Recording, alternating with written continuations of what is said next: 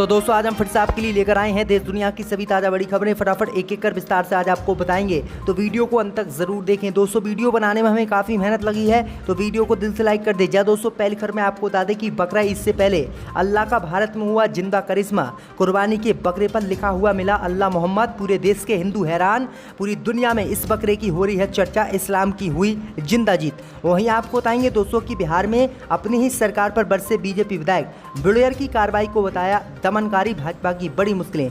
वहीं आपको बताएंगे दोस्तों की संयुक्त किसान मोर्चा से मोदी सरकार को लगा बड़ा झटका। संयुक्त किसान मोर्चा ने केंद्र सरकार पर वादा खिलाफी का लगाया आरोप। 500 जिलों में वादा खिलाफी के खिलाफ 18 जुलाई को करेंगे प्रदर्शन, भाजपा को झटका। वही आपको बताएंगे दोस्तों की घाटी में कश्मीरी पंडितों को सता रहा है मौत का डर। ड्यूटी पर लौटने को नहीं है तैयार, 50 दिन के बाद भी जारी है विरोध। वहीं आपको बताएंगे दोस्तों की सतपाल मलिक ने फिर से मोदी सरकार पर बोला हमला, कहा किसानों के बाद जवानों को बर्बाद कर रही है मोदी सरकार। वहीं आपको बताएंगे दोस्तों की खालिस्तान की डिमांड को लेकर सिख फॉर जस्टिस से मोदी सरकार को लगा बड़ा झटका। कहा 26 जनवरी 2023 में पंजाब को भारत से करेंगे अलग, बनाएंगे अलग देश, भाजपा की बड़ी मुश्किलें।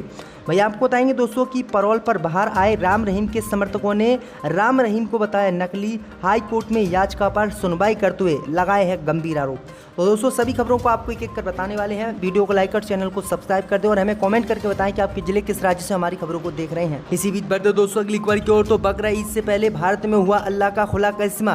कुर्बानी के बकरे पर लिखा हुआ मिला मोहम्मद अल्लाह। पूरे देश के हिंदू हुए हैरान। जब दोस्तों आपको बता दें ये बड़ी खबर सामने निकल कर आई दोस्तों की 10 जुलाई को पूरे भारत में बकरा ईद का त्यौहार मनाया जाएगा और इसकी तैयारी मुसलमान जोरों शोरों से देश में कर रहे हैं।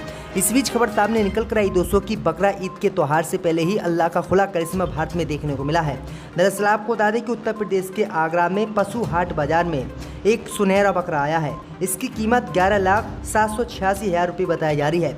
इस बकरे पर अल्लाह और मोहम्मद लिखा हुआ पाया गया है। जैसे ही इस बकरे पर अल्लाह और मोहम्मद लिखा हुआ पाया गया तो पूरे देश के और पूरी बाजार के हिंदू और मुसलमान हैरान हो गए और उन्होंने इस बकरी को खरीदने की होड़ लगा ली। दरअसल आपको बता दें कि इस बकरे पर अल्लाह और मोहम्मद देखकर हिंदू भी हैरान है और वो कह रहे हैं कि ऐसा चमत्कार कैसे हो सकता है। वहीं आपको बता दें कि अब इस बकरे की कीमत 11,786,000 रुपये बताई जा रही। तो ये बड़ी अपडेट आ रही दोस्तों की बकरा ईद से पहले ही बकरे के ऊपर अल्लाह और मोहम्मद लिखा हुआ है, जो पूरी दुनिया को हैरान कर रहा है और लोग तरह तरह के सवाल अब इस बकरे पर खड़े कर रहे हैं। इसी बीच बढ़ते दोस्तों अगली खबर की ओर। तो संयुक्त किसान मोर्चा से मोदी सरकार को लगा बड़ा झटका। संयुक्त किसान मोर्चा ने मोदी सरकार के खिलाफ मोर्चा खोलकर 18 जुलाई को पूरे देश में भारत बंद का किया ऐलान। या दोस्तों आपको बता दें कि कृषि कानून को लेकर संयुक्त किसान मोर्चा से मोदी सरकार को बड़ा झटका लगा है। संयुक्त किसान मोर्चा ने न्यूनतम समर्थन मूल्य की गारंटी और अन्य लंबित मांगों को लेकर 18 जुलाई से संयुक्त किसान मोर्चा 500 जिलों में वादा खिलाफी विरोधी सभा आयोजित पूरे देश में करेगा। संयुक्त किसान मोर्चा 18 जुलाई के बाद से लगातार किसी न किसी एक्टिविटी में सड़कों पर उतरता रहेगा। इसके बाद 31 जुलाई को किसान आंदोलन की लंबित मांगों को लेकर देश भर में किसान मोर्चा ने चक्का जाम का ऐलान किया है। इसके बाद 7 से 14 अगस्त तक देश भर में अग्निपथ योजना के खिलाफ जय जवान जय किसान सम्मेलन आयोजित किया जाएगा। दरअसल आपको बताएं दोस्तों कि मोदी सरकार ने जब तीनों कृषि कानून वापस लिए थे उस समय किसानों पर MSP कानूनी गारंटी बनाने का और कई वादे किए थे, लेकिन सरकार ने अभी तक कोई भी वादा किसानों का पूरा नहीं किया है और इसी से किसान नेता नाराज हो गए और राकेश टिकैत ने मोदी सरकार के खिलाफ 500 जिलों में वादा खिलाफी विरोधी सभा करने का ऐलान कर दिया है और 18 जुलाई को ये मामला शुरू होने वाला है, जिससे भाजपा की मुश्किलें बढ़ गई। इसी बीच पर तो दोस्तों अगली खबर की ओर। तो बिहार में अपनी ही सरकार पर बरसे बीजेपी विधायक। बुड़ैर की कार्रवाई को बताया दमनकारी। जब दोस्तों आपको बता दें कि दीघा से भाजपा के विधायक अपनी ही सरकार पर जमकर बरसे हैं। दरअसल आपको बता दें कि पटना के नेपाली नगर में रविवार को अवैध रूप से बने 90 मकानों को गिराने की कार्रवाई की गई थी। ये मकान बिहार राज्य आवास बोर्ड की जमीन पर अवैध रूप से बने थे। नीतीश सरकार की इस कार्रवाई को भाजपा विधायक संजीव चौरसिया ने दमनकारी और गलत बताया है। संजीव चौरसिया ने कहा कि नेपाली नगर में मकानों को तोड़ने का जो आदेश पटना के अंचला अधिकारी ने दिया है वह गलत है। स्थानीय लोगों ने इस मामले को लेकर जिला अधिकारी से मुलाकात भी की, लेकिन कोई नतीजा नहीं निकला। भाजपा विधायक ने कहा है कि दमनकारी रवैये को अपनाते हुए नेपाली नगर में हजारों की संख्या में पुलिस को भेजा गया और महिलाओं पर आंसू गैस के गोले भी दागे गए, जो कि बिल्कुल गलत है और मैं इस कार्रवाई का विरोध करता हूं। इसी बीच पर दोस्तों अगली खबर की ओर। तो घाटी में कश्मीरी पंडितों को सता रहा है मौत का डर। ड्यूटी पर लौटने को नहीं है तैयार, 50 दिन के बाद भी जारी है विरोध। जब दोस्तों आपको बता दें कि जम्मू कश्मीर में सैकड़ों प्रवासी कश्मीरी पंडित कर्मचारी लंबे समय से विरोध प्रदर्शन कर रहे हैं और काम पर नहीं लौट रहे हैं। इन सभी को अपनी मौत का डर है और यही वजह है कि इन्होंने मांग की है कि इन्हें सरकार से सुरक्षा और घाटी से बाहर पोस्टिंग दी जाए। विरोध का ये सिलसिला 50 दिन के बाद भी जारी है। अब कश्मीरी पंडित कर्मचारियों ने उपराज्यपाल मनोज सिन्हा से घाटी से बाहर नियुक्ति करने की मांग को स्वीकार करने के लिए आग्रह किया है। आपको बता दें कि अब तक 70% कर्मचारी घाटी छोड़कर जम्मू आ चुके हैं। जिन लोगों ने घाटी नहीं छोड़ा है वह हमले की आशंका के चलते घर में कैद होने को मजबूर हैं। यही नहीं, बहुत से कश्मीरी पंडितों को अमरनाथ यात्रा में ड्यूटी करने के लिए कहा गया है। हालांकि ज़्यादातर कर्मचारियों ने इस आदेश को मानने से मना कर दिया। थी बड़ी अपडेट आई दोस्तों की कश्मीरी पंडितों को मौत का डर अब भी घाटी में सता रहा है और मोदी सरकार इनको सुरक्षा देने में नाकाम रही। इसी बीच बढ़ते दोस्तों अगली खबर की ओर तो सतपाल मलिक ने फिर से मोदी सरकार पर बोला हमला। कहा किसानों के बाद जवानों को तबाह कर रही है सरकार। जब दोस्तों आपको बता दें कि मेघालय के राज्यपाल सतपाल मलिक ने एक बार फिर से केंद्र की मोदी सरकार पर हमला बोला है। उन्होंने कहा है कि पानीपत में कार्यक्रम में कहा कि पहले सरकार ने किसानों को बर्बाद किया और अब वह सैनिकों को तबाह कर रही है। उन्होंने कहा है कि अग्निपथ स्कीम गलत है और इससे सैनिकों को बड़ा नुकसान होगा। पानीपत के सिंक गांव में आयोजित कार्यक्रम में मलिक खाप के कार्यक्रम में उन्होंने ये बात कही है। इस दौरान समाज के लोगों ने गवर्नर का स्वागत भी किया। कार्यक्रम को संबोधित करते हुए सतपाल मलिक ने कहा है कि आज देश में ना तो किसान खुश है और ना ही जवान खुश है। तो ये बड़ी अपडेट आ रही दोस्तों। इसी बीच बढ़ते दोस्तों अगली खबर की ओर तो खालिस्तान की डिमांड को लेकर सिख फॉर जस्टिस ने किया 26 जनवरी 2023 में भारत में एक चौंकाने वाला ऐलान, मोदी को झटका।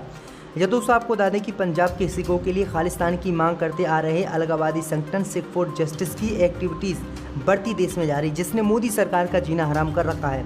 अब SFJ ने इटली की राजधानी रोम में खालिस्तान जनमत संग्रह के लिए मतदान कराया है। मीडिया रिपोर्ट के अनुसार इसमें 1,70,000 से अधिक सिखों ने हिस्सा लिया है। इस अवसर पर सिख फॉर जस्टिस ने 26 जनवरी 2023 को भारत के 74वें गणतंत्र दिवस के अवसर पर भारतीय पंजाब में खालिस्तान जनमत संग्रह की घोषणा की है और उन्होंने कहा है कि 2023 तक हम भारत में जो है पंजाब है उसको अलग राज्य बनाएंगे और भारत से इसको अलग हटाएंगे। तो ये बड़ी अपडेट आई दोस्तों की खालिस्तान से मोदी सरकार को लगातार झटके पे झटके लग रहे हैं। इसी बीच पर तो दोस्तों अगली खबर की ओर तो पैरोल पर बाहर आए राम रहीम के समर्थकों को बताया नकली। हाईकोर्ट में याचिका पर आज सुनवाई। जय दोस्तों आपको बता दें कि पंजाब और हरियाणा हाईकोर्ट आज एक याचिका पर सुनवाई करेगा, जिसमें हरियाणा सरकार को डेरा सच्चा सौदा प्रमुख गुरमीत राम रहीम की प्रामाणिकता की पुष्टि करने का निर्देश देने की मांग की गई है। दरअसल आपको बता दें कि याचिकाकर्ताओं ने आरोप लगाया है कि राज्य सरकार कुछ लोगों के साथ मिली भगत कर राम रहीम की जगह उनके हमशक्ल को रख दिया है। डेरा सच्चा सौदा प्रमुख गुरमीत राम रहीम इन दिनों पैरोल पर जेल से बाहर है। जेल से रिहा हुआ गुरमीत राम रहीम नकली है, पहचानने को लेकर डेरा समर्थकों ने हाई कोर्ट में ये अर्जी डाली है। उन्होंने कहा है कि जो राम रहीम जेल से छूट का आया है वो नकली है और असली जो राम रहीम है उसकी हत्या कर दी गई। इसी बीच पर तो दोस्तों अगली खबर की ओर तो अग्निपथ योजना को लेकर बंगाल सीएम ममता बनर्जी के आवास के पास प्रदर्शन, 20 से ज़्यादा लोग गिरफ्तार। जय दोस्तों आपको बता दें कि दक्षिण कोलकाता में स्थित पश्चिम बंगाल की मुख्यमंत्री ममता बनर्जी के आवास के पास शनिवार को केंद्र सरकार की अग्निपथ योजना के खिलाफ प्रदर्शन किया गया। इस प्रदर्शन के दौरान सड़क पर जाम करने की कोशिश कर रहे all India democratic student organisation तथा all India democratic youth organisation के सदस्यों की पुलिस के साथ झड़प हो गई। इसमें प्रदर्शनकारियों ने मांग की कि अग्निपथ योजना के तहत भारत की सेना में भर्ती होने वाले जवानों को 4 साल के अनुबंध के बजाय स्थायी नौकरी दी जाए। वरिष्ठ अधिकारियों के नेतृत्व में एक विशाल पुलिस बल ने 20 से अधिक प्रदर्शनकारियों को गिरफ्तार कर क्षेत्र को खाली करा दिया है। पुलिस बल की कमान संभाल रहे एक अधिकारी ने कहा है कि हम किसी को भी यहां कानून व्यवस्था में बाधा नहीं डालने देंगे। तो ये बड़ी अपडेट आ रही दोस्तों। इसी बीच पर तो दोस्तों अगली खबर की ओर तो उदयपुर मर्डर केस को लेकर बजरंग दल के कार्यकर्ताओं को मिली जान से मारने की धमकी। कन्हैयालाल हत्याकांड का किया था विरोध। जब दोस्तों आपको बता दें कि उदयपुर हत्याकांड का विरोध करने पर चूरू के बजरंग दल कार्यकर्ताओं को जान से मारने की धमकी दी गई है, जिसके बाद पुलिस प्रशासन अलर्ट हो गया है। चूरू के रामगढ़ तहसील के गांव सरदारपुर निवासी बजरंग दल के कार्यकर्ता प्रवीण सरदारपुरा को पुलिस ने सुरक्षाकर्मी उपलब्ध करवाए हैं। मीडिया रिपोर्ट के अनुसार सरदारपुरा गांव निवासी प्रवीण कुमार की रिपोर्ट पर पुलिस ने मामला दर्ज किया है। अतिरिक्त पुलिस अधीक्षक प्रवीण सरदारपुरा ने बताया है कि उदयपुर हत्याकांड के विरोध में 1 जुलाई को विश्व हिंदू परिषद और बजरंग दल ने शहर बंद का आह्वान किया था। बाजार बंद को लेकर एक व्यक्ति ने बजरंग दल कार्यकर्ता को जान से मारने की धमकी दी। फोन पर धमकी देने वाले व्यक्ति ने अपने आप को संपत नेहरा गैंग का आदमी बताया है। तो ये बड़ी अपडेट आ रही है। इसी बीच पर तो दोस्तों अगली खबर की ओर तो देश के हालातों पर तेजस्वी यादव ने जताई चिंता। तस्वीर शेयर कर मोदी सरकार पर बोला हमला। जहाँ दोस्तों आपको बता दें कि राष्ट्रीय जनता दल के सुप्रीमो लालू प्रसाद यादव के छोटे बेटे और बिहार विधानसभा में नेता प्रतिपक्ष तेजस्वी यादव आए दिन सरकार को घेरते रहते हैं। इस बीच उन्होंने देश के हालात को लेकर एक बार फिर से नीतीश सरकार और केंद्र की मोदी सरकार पर सवाल खड़े किए हैं। उन्होंने कहा है कि बीजेपी और आरएसएस को निशाने पर लिया है। उन्होंने लिखा है कि देश की अधिकांश संवैधानिक संस्थाओं को कब्जे में लिया जा रहा है। नेता प्रतिपक्ष ने आरोप लगाया है कि बीजेपी संस्थानों को अपने हाथों में लेकर लोगों को गिरफ्तार करवा रही, उन्हें जेल में डाली और झूठे मुकदमों में फंसा रही, जो कि बिल्कुल गलत है। तो ये बड़ी अपडेट आ रही, गंभीर आरोप तेजस्वी यादव ने लगाए हैं।